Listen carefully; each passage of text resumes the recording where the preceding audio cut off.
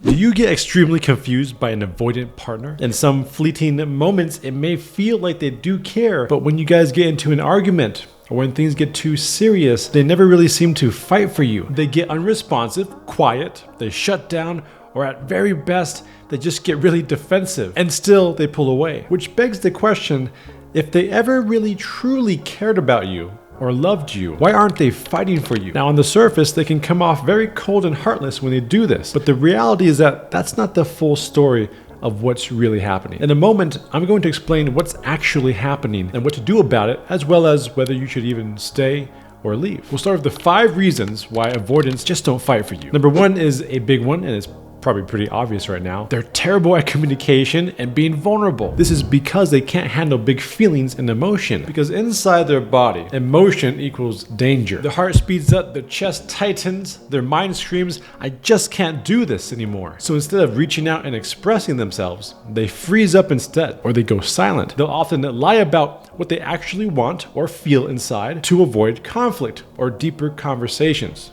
More on that later. Now I know this pattern very well, and really all these patterns, because I used to be an avoidant. And the way that I coped with this emotional distress was avoiding difficult conversations. I would overwork, I would over-intellectualize, I would distract myself with entertainment, because really I felt the safest in my head and not my body. I'll talk more about that later, about how I actually healed my avoidant attachment in just a few minutes. But let's move on to number 2. Avoidants are extremely scared of conflict, because conflict and fights means that they could open themselves up to being judged, blamed, shamed, or even rejected. All of this is exactly what they experienced growing up as a child, and so they continue to do it today, even though it's avoiding and running away from a phantom pain that no longer exists. And the ways that they avoid conflict are things like lying, shutting down, people pleasing, again, people pleasing to avoid conflict, not actually expressing how they feel and what they want, and saying yes when they actually mean no. They'll be quick to get defensive, dismissing your feelings, as well as rationalizing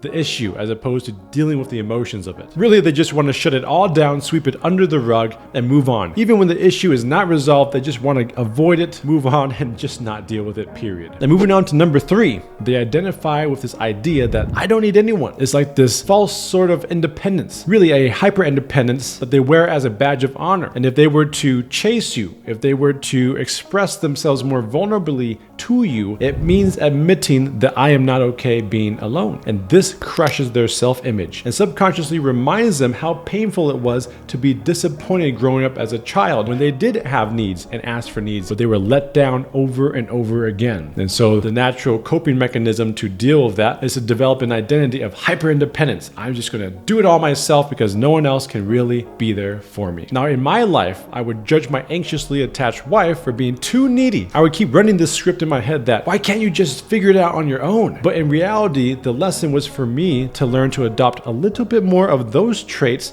to ask for help, to ask for my needs to be met, and so on. Now moving on to number 4. They carry a deep emotional wound of not feeling enough. It's an inside shame that they carry that says that I don't deserve love. And the more that they love you and admire you, the more they feel unworthy. And so to cope with that fear, they step away before you get closer. They sabotage the relationship or just make up excuses why you can't be together or why they have to leave. An avoidant client that I worked with, when she would praise me, I felt like a fraud. I pushed her away so she would find someone better. It's really a trauma response of trying to stay in control of the rejection and shame. Better to reject yourself. Better to leave the relationship on your terms than to risk somebody else rejecting you, abandoning you, doing anything really to expose your perceived sense of inadequacy. So let's move on to the last one, number 5. They believe that love should be effortless. No conflict, no hard feelings. They've been taught that good relationships don't need work, right? Maybe their mother said that, maybe their father said that. They got instilled this belief, obviously very misguided, but it can be a conditioning. The truth is that any relationship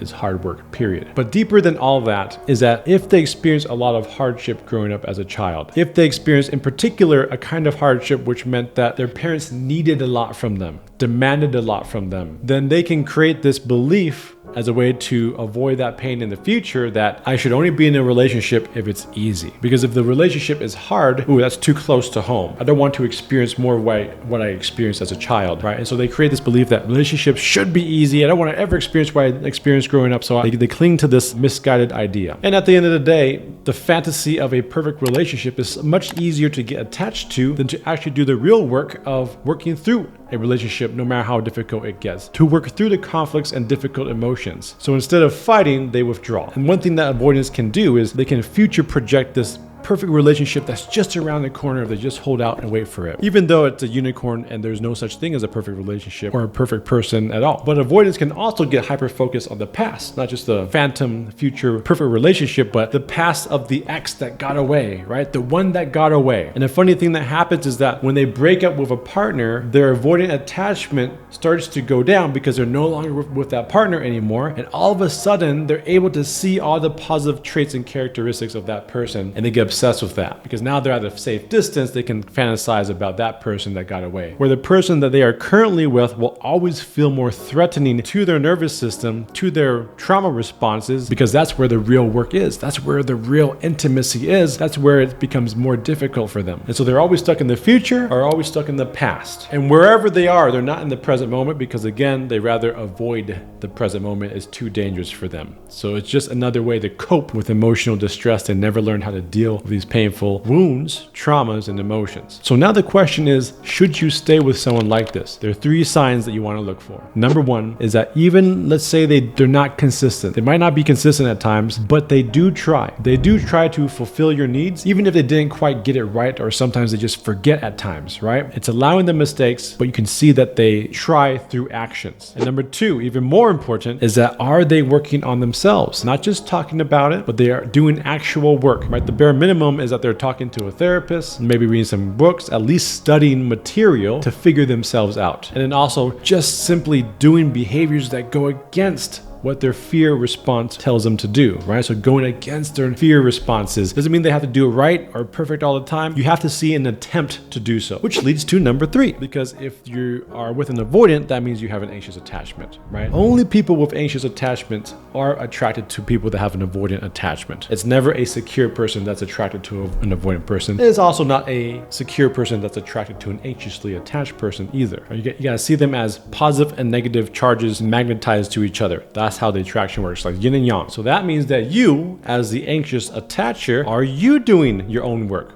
Are you practicing going against your fear response? Are you doing work to work on those old wounds from childhood? Process your emotions, process those traumas. Because if you're not doing that work, your relationship has 0 chance of succeeding long term. Exactly in the same way that if your avoidant partner is not doing their inner work, beginning the steps to do so, the relationship is not going to grow together. And I tell clients this all the time. You're going to grow together or you're going to grow apart. It's going to be one or the other. That's it. Because you have to understand this, that attachment issues, anxious, avoidant, disorganized, which is a mix of both, are childhood issues. And they're emotional wounds that are held and remembered and stored in the body and subconscious. If you do not do the work on them, regardless of what your partner does, if you do not do the work on those issues, you will repeat them in the next relationship, in the next one, in the next one, and so on. I don't care how many breakups you have, how many divorces, it will keep happening until you do the work. Now, the moment that you've been waiting for, when is it time to just let go, to just give up and move on? These are the 2 signs, okay? Number 1, you've spent months working on yourself, right? Maybe months, maybe years. You're changing your patterns. You're doing the inner work of processing the pain, the trauma, those difficult emotions that are very old, older than what's coming up in this relationship, all the way back to childhood, right? You're working through it. You're trying to process it. You're trying to feel through it. You're doing the nervous system work, the inner child work, the subconscious work. You're doing actual work. And the natural thing to do is that when you are doing that work, you're sharing it, right? You're talking about your journey. You're talking about what you're learning, what you're changing. That you're just natural to talk about a very big area of life that you're changing, right? If you are doing the work and they have 0 interest in what you are doing, no interest, or even worse, they dismiss it like it's just a bunch of baloney. They think it's dumb. You're wasting your time. They kind of judge it, essentially, right? Huge red flag if they have no interest or they judge it, dismiss it, those kind of things, right? The work, the inner work. Now, the second big sign that means that the relationship is just not going to last long is that they are not working on themselves, not trying to at least read about their issues, read books, talk to a therapist. There's programs, there's work, there's stuff out there to get into to start to understand yourself, number one, but then start to process the emotional pain that those behaviors are trying to cope with. Now, it doesn't mean that they have to do the work right away, but if they just really have zero interest, they're not doing that work, they're not interested in it, already huge red flags. Because the key thing here, to keep things very simple, in order to change these relationship dynamics, whether it's this relationship or the future relationship, you have to heal the childhood pain that causes the attachment issues. Like I said before, attachment issues are childhood wound issues, childhood trauma issues, and so on. Doesn't matter if you're anxious, avoidant, disorganized, it all comes from childhood. Now, how you do that work is a whole nother video. You can subscribe and visit my page to see those videos. But to give you a teaser, right? In very simple terms, you have to retrain your nervous system out of the fight or flight response. When your partner pulls away, you go into a state of threat and fear, right? That's your fight or flight response. And maybe you do a fight response, right? You maybe get angry, you get louder, you get controlling, you try to force your partner to feel seen, to feel heard, right? To get your needs met using force, right? Your partner might, when they feel threatened by this, they go into a flight response, right? They run away, they shut down, right? That's their fear response. Again, it's the fight or flight nervous system taking over. It hijacks your mind. It doesn't matter how smart you are, it hijacks your mind and puts you into this state of threat. And the other thing that you have to do that's equally as important as a nervous system body work is the subconscious work. That is literally reparenting that hurt little child inside, because whenever that your partner pulls away, it is not the adult you that's reacting to that space. It's the little child inside that is like feeling that panic of losing the love that feels familiar to when you were a child, right? And it comes out, and then you react from that childlike state, and it makes things worse, of course. And this inner child reactivity, what comes forward in that fight or flight response, is the wounded child. Whether it shows up in an avoidant attachment way or in an anxious attachment way, that pattern will continue to repeat indefinitely until you do the work to fix it at the root. So now, if you're listening still, there's one thing that's really important, which is this boundary that you have to set. And it's a requirement for yourself, not just the relationship. And that is that I am only in relationships with people that are willing to work on themselves. Now, if you're both new to doing the work, give yourself some time, give yourself some grace period. A good baseline is 3 to 6 months. 3 to 6 months to really get into the work. The longer that you've been together, the more wiggle room you give each other. But stick to it, whatever that deadline is. You're doing the work. You're doing it, you're practicing, you're trying, even if it's difficult. And let's just say 4 months in, no matter how much work that you are doing on yourself, they have zero interest in it. They don't want to work on themselves. They don't want to work on the relationship. They don't even show interest at all. Then I'm sorry, but it's just